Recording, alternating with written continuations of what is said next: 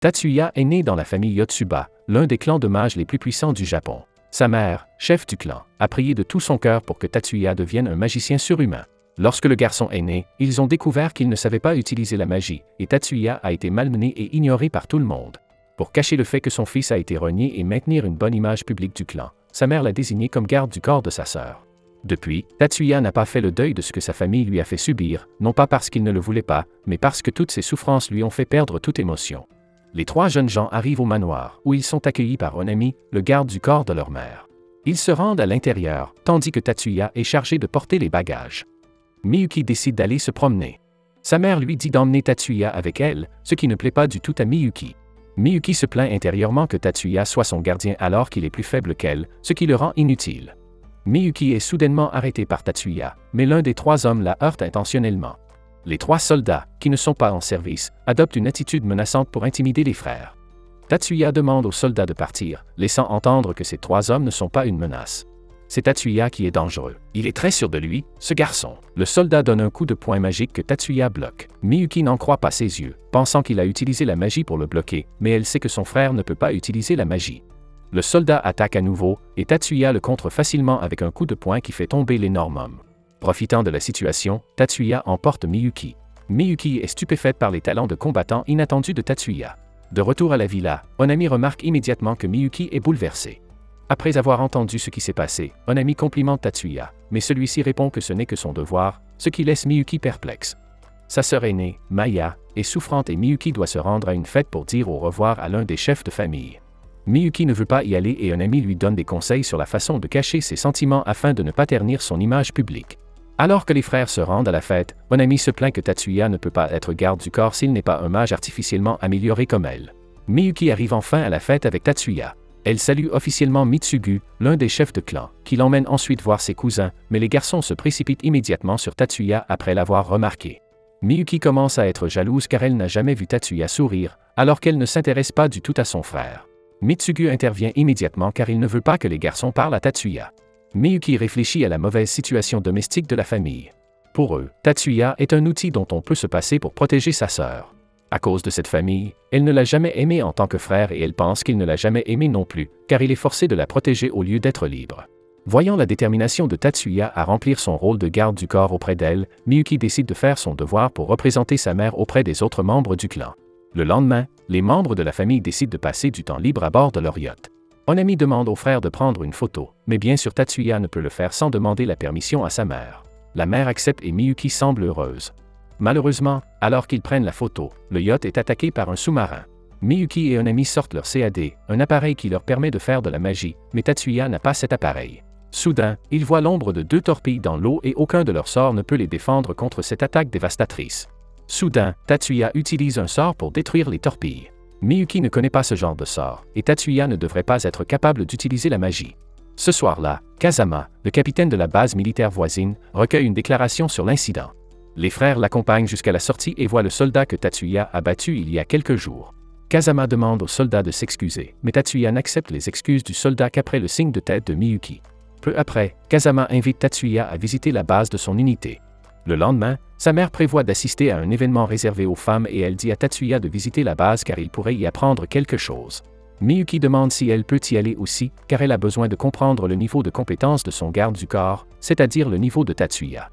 La mère accepte.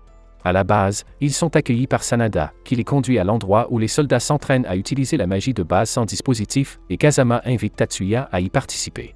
Tatsuya accepte et son premier adversaire est un champion national de boxe, mais Tatsuya esquive calmement et frappe son adversaire, le mettant au tapis.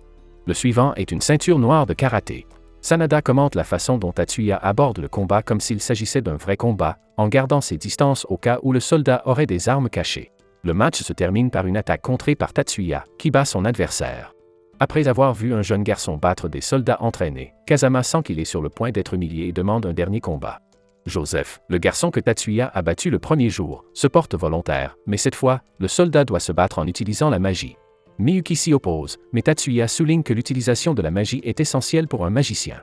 Tatsuya utilise son agilité pour se distancer et éviter les coups, puis utilise sa magie pour assommer Joseph, laissant tout le monde sous le choc. Tatsuya a utilisé un sort de rang S qui annule la magie ennemie, malgré le fait qu'il ne puisse pas utiliser de magie. Kazama invite ensuite les frères à prendre le thé, tandis que Sanada l'invitait à regarder les chaos sur lesquels ils travaillent. Les chaos éveillent la curiosité de Tatsuya. Quelques jours plus tard, Miyuki remarque que Tatsuya travaille jour et nuit sur les chaos dans sa chambre. Soudain, une alarme se déclenche et des sirènes retentissent dans toute la région. Un navire a été attaqué au large des côtes et l'île a été touchée par une attaque de missiles. Tatsuya les informe que Kazama leur a offert un abri à la base. Soudain, le téléphone sonne et c'est Maya.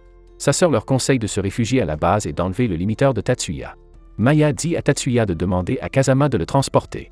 Lorsqu'ils arrivent à la base, Joseph les conduit dans une pièce où ils doivent attendre avec une autre famille que l'abri soit prêt. Les filles pensent que quelque chose ne va pas jusqu'à ce qu'elles entendent des coups de feu. Tatsuya tente d'utiliser sa magie pour explorer les lieux, mais la pièce est protégée par un bouclier. La mère ordonne à Tatsuya de vérifier ce qui se passe à l'extérieur. Mais le garçon craint qu'il n'arrive quelque chose à Miyuki. La mère entre dans une colère noire, furieuse qu'il ait appelé sa sœur par son nom comme si elle était son égale. Elle le considère comme un simple garde du corps et le force à s'excuser auprès de sa sœur. Immédiatement après, la mère utilise la magie pour le forcer à obéir à ses ordres. Quelle mère bienveillante! Tatsuya assiste à une attaque de traîtres. À l'intérieur, un soldat nommé Kenju arrive dans la pièce avec 3 collègues et promet aux civils de les faire sortir de l'abri. La mère dit que les soldats peuvent d'abord s'occuper de l'autre famille. Onami pense que la mère s'inquiète pour son fils, mais la mère dit simplement qu'elle n'a pas confiance en ses soldats. Joseph arrive et Kenju commence à tirer. Omani érige une barrière pour défendre sa mère et Miyuki, mais l'un des traîtres utilise un sort qui supprime la magie. Joseph et Kenju discutent de la trahison et le sort s'affaiblit suffisamment pour permettre à Miyuki d'agir, tuant le mage. Kenju, cependant, commence à tirer pour se venger. Soudain, Tatsuya arrive et utilise le CAD sur lequel il travaillait pour éliminer tous les soldats traîtres. Voyant Miyuki sans vie, Tatsuya se désespère, mais elle ne répond pas, la jeune fille est morte. Tatsuya crie désespérément qu'il ne la laissera pas mourir et lance un sort. Dans son esprit, Miyuki est dans une ville en ruine et elle entend Tatsuya l'appeler. La jeune fille regrette la façon dont elle a traité son frère, mais il est trop tard. Soudain, une vague de magie apparaît au-dessus d'elle et commence à la guérir. La jeune fille ouvre les yeux et réalise qu'il s'agit de la magie de Tatsuya. Lorsqu'elle se réveille complètement, Tatsuya la prend dans ses bras.